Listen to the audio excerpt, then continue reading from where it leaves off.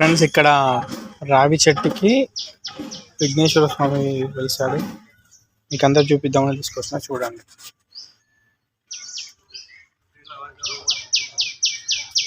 విఘ్నేశ్వర స్వామి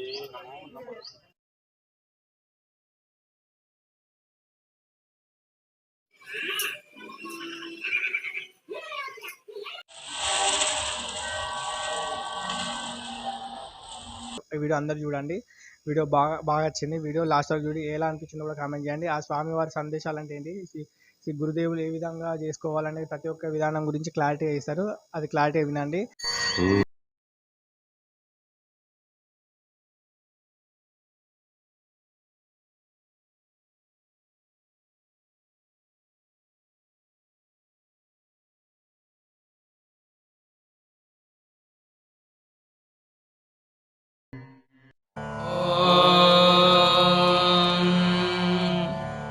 वन्देऽहं मङ्गलात्मानं भास्वन्तं वेदविग्रहम् याज्ञवल्क्यं मुनिश्रेष्ठं जिष्णुं हरिहरप्रभुम् जितेन्द्रियं जितक्रोधं सदा ध्यानपरायणम् आनन्दनिलयं वन्दे योगानन्दमुनीश्वरम् एवं द्वादशनामानि त्रिकाले यः पठेन्नरः योगीश्वरप्रसादेन विद्यावान् धनवान् भवेत्।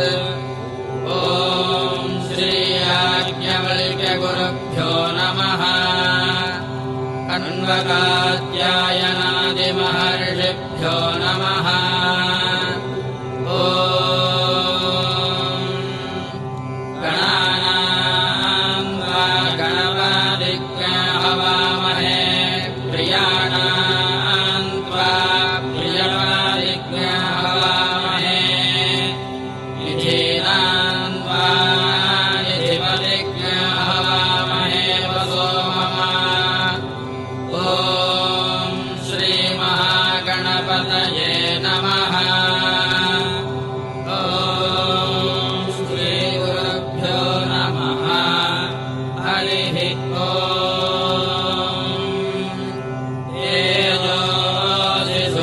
अमृतमायुष्मा आयुर्मेवाहि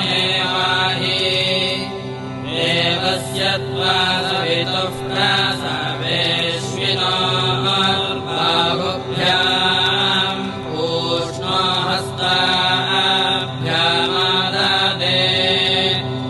इमामगृह्णन् रसनामृतस्य पूर्व आयुषि विदधे शुकव्या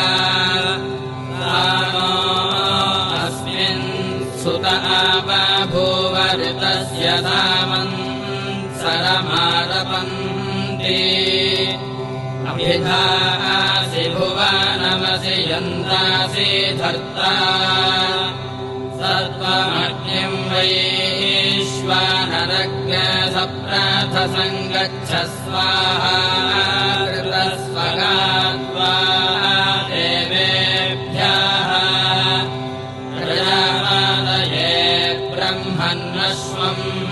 हन्स्यामि देवेभ्यः प्रजापातये तेन राध्यासम् सम्पाधान देवेभ्यः प्रजापातये तेन राध्नुहि प्रजापातये त्वादुष्टम् प्रोक्षामि राज्ञिभ्याम् त्वादुष्टम् प्रोक्षामि वायवे त्वादुष्टम् प्रोक्षामि विश्वेभ्यस्त्वा देवेभ्यो जुष्टम् प्रोक्षामि सर्वेभ्यस्त्वा देवेभ्यो जुष्टम् प्रोक्षामि यो अर्वन्तम् जिघाज्ञसदितमभ्यामीति वरुणः परो मर्तः परश्वा अग्नये स्वाहा सोमाय स्वाहा